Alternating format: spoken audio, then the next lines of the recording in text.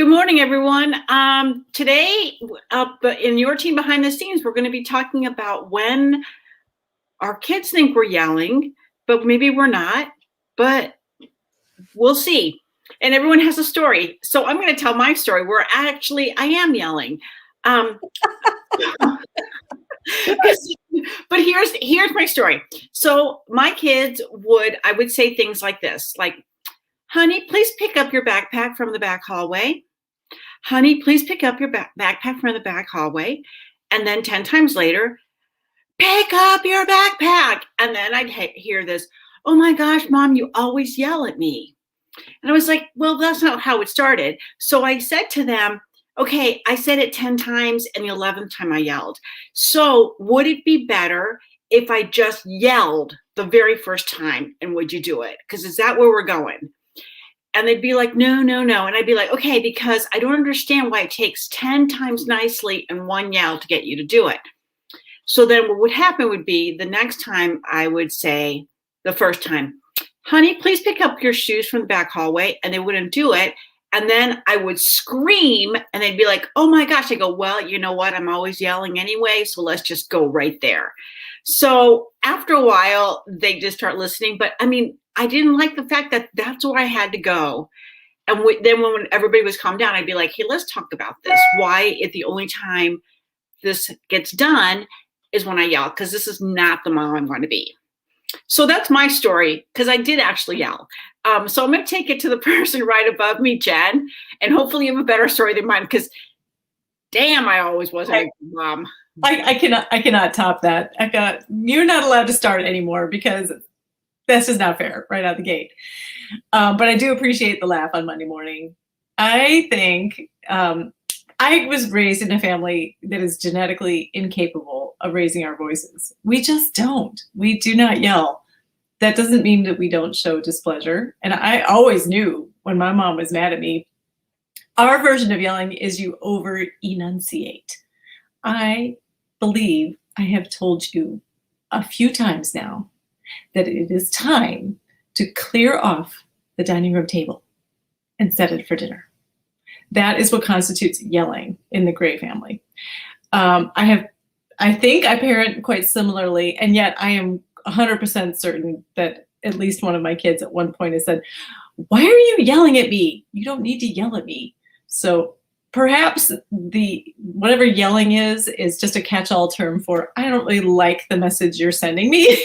and also, I mean, they pick up on your tone, whatever your tone is. And in fact, my best friend who lives in Virginia, one of my besties who we raised kids together, her husband had a word for it. He would say, honey, you're toning.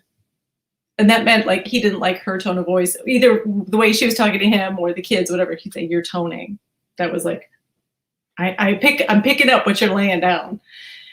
So I'm really curious to hear how other people's reactions are to, or what their kids' reactions are to when they have to deliver news they don't like to hear. I'm going to kick it over to Emily on the West Coast. All right. I don't have a great one here. I think I don't really have a good sense of like knowing if what I am saying to my kids is translating to them in the same way. I think maybe because when I was so sensitive as a teenager and like with my dad, it could just be a facial expression and I would just like burst into tears.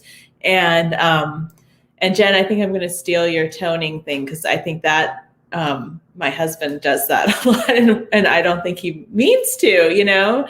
So a lot of times what I will say to the kids is, I'm not scolding you, but next time let's do this way. Or I just try to like I try to avoid that happening by saying, I'm not trying to scold you, but let's try to do it this way next time.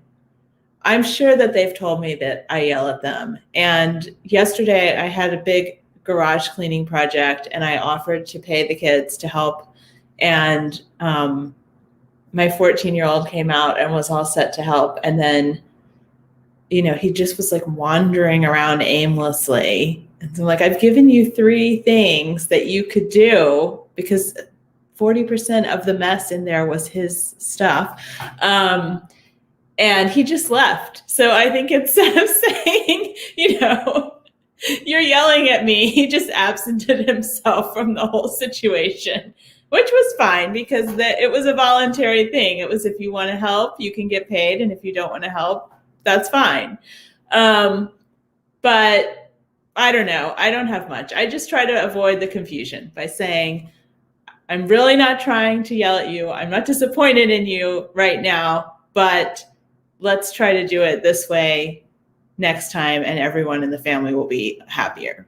So I'll pass it to Kamira.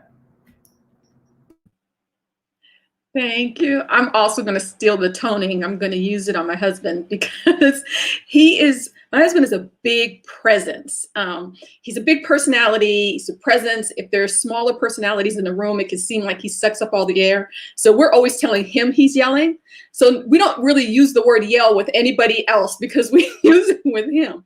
But what they use with me and what happened very recently, I think it was last week, is my son had warned me months ago that his girlfriend was going to have a senior trip where they would all go away to the Florida Keys. And so we've been thinking about it for months. And so he brought it up because everyone's getting shots. And I've been thinking about it for months. And I thought I responded calmly, reasonably, respectfully, that it was very thoughtful. I found out 3 days later that he interpreted it as I shut him down. I was just emphatic and shut him down. And that's why he didn't come back because I had a few days later when we had a more mature conversation, asked him, why didn't he give me certain details, et cetera. And he said, well, you shut me down. I think that was his version of you yelled at me, since we don't use it for anybody else. But I am going to use that toning. I'm going to go up to Jessica. All right. Hello, everybody. So everyone's saying, like, we come from a quiet family. It's more about the enunciation, like the slow talking. I come from a loud family, so it definitely, especially when we were younger, it was definitely shouting. It was definitely. I'm pretty sure my dad's willing to admit it was mostly him, and he's better about it now. But even without the raising his voice, it just feels like he's just angry, and I'm like, stop yelling at me, and then he's like, no, you stop yelling at me, and it just gets it gets very.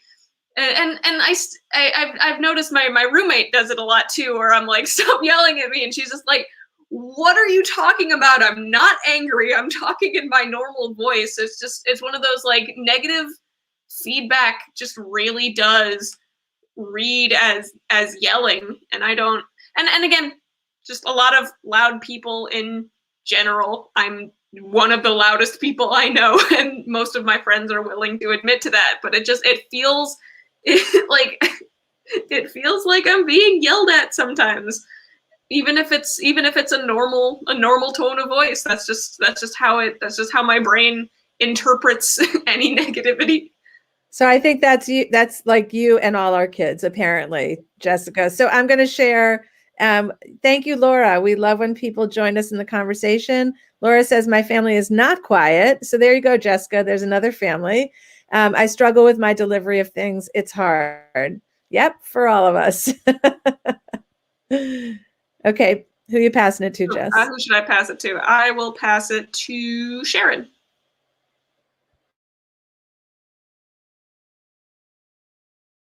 Maybe I won't. Does that happen every time she tries to unmute? I'll pass it to Jody in that case, and Sharon will be able to get back on later. Oh, there's pressure. No.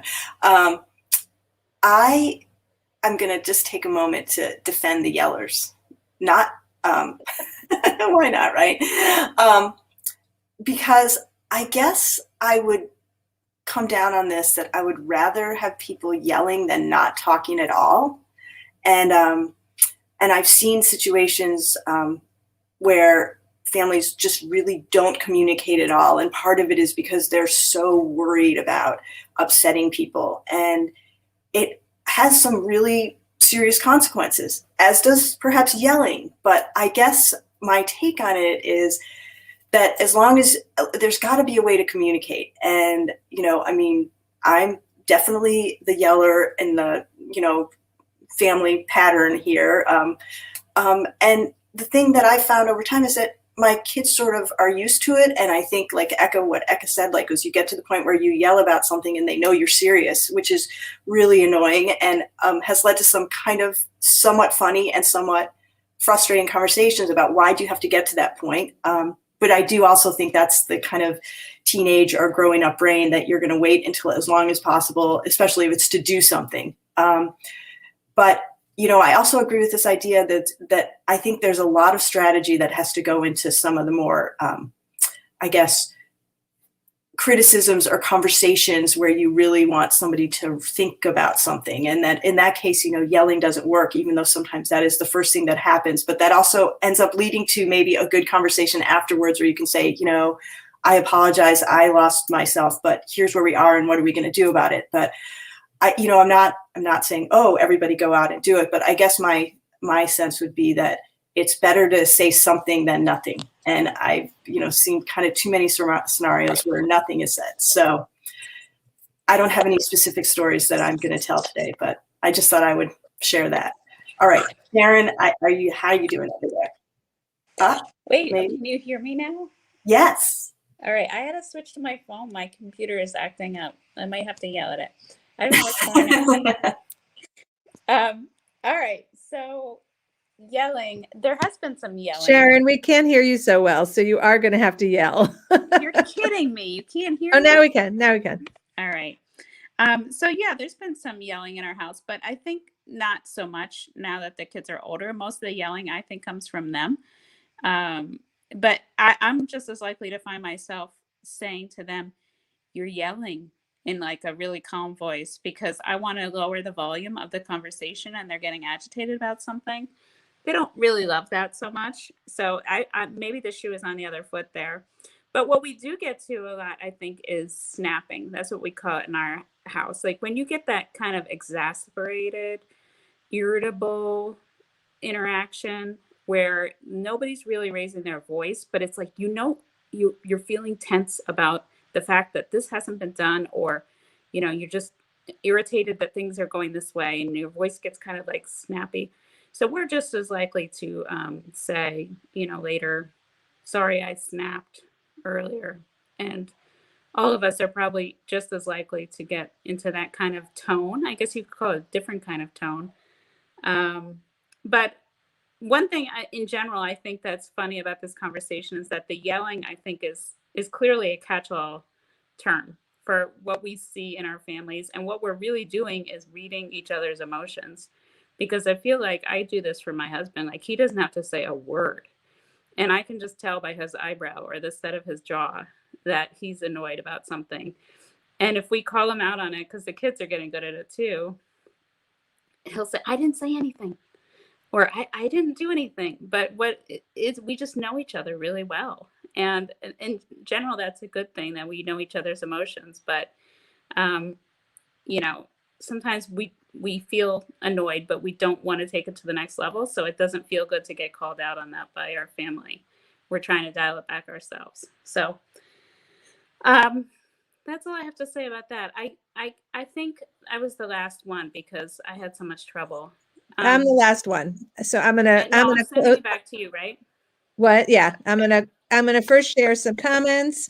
So Sherry says, "We are a house divided. I'm a yeller. My husband is not, and now we have one. One daughter takes after her, and one that is not me, and one after her husband, and it makes for interesting communication." Yeah, I mean, it's interesting. Like, is one more effective than the other? And then Stephanie's is a little long, so I'm not going to share it on the screen, but she and her husband both grew up in yelling houses.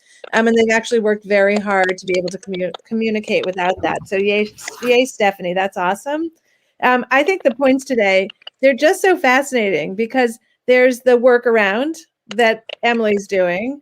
Like, everybody has a way that they're navigating negative feelings around something. And like your toning, we're all going to be using that. Thank your friend, Jen.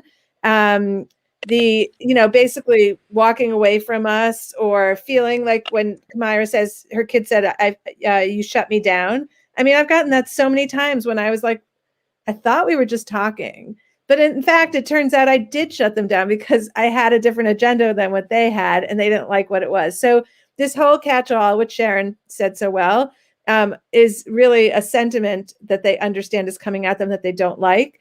But mine went even further than that. I have a million stories where they tell me to stop yelling, and I'm pretty sure my tone is probably monotone and soft, but I'm angry, and that's what they're commenting on. But we had one moment, which was like really the highlight of my parenting. My in-laws were over. My mother-in-law said something to one of my kids, and my kid turned to me and said, I hate when you say that.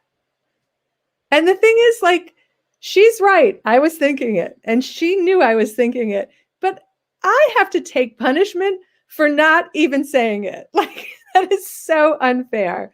Anyway, so I will end with this idea that, we are all trying so hard to do this well. And we got a comment from Christina. We're going to share that before we end, and then I will end. Christina says, I ask nicely twice, then I say, listen, I don't want to have to yell to you to get you to take action. So Christina, let us know if that works. Because wouldn't that be great? I don't see that working in my house with such strong personalities. But I think, what we can take away from all of this is maybe we can be like a little less put off by the accusation, and maybe understand that they don't like it when we're mad, when we're upset with them. I mean, at the core of all of this is that, like, number one, I'm not getting what I want. And number two, I can tell you're frustrated with me. Or you have an opinion that I don't like. Anyway, so it's just nice to hear from everybody how everyone is navigating this same undercurrent of what's going on in our lives with teenagers. Have a great week, everybody. We will see you back here next Monday.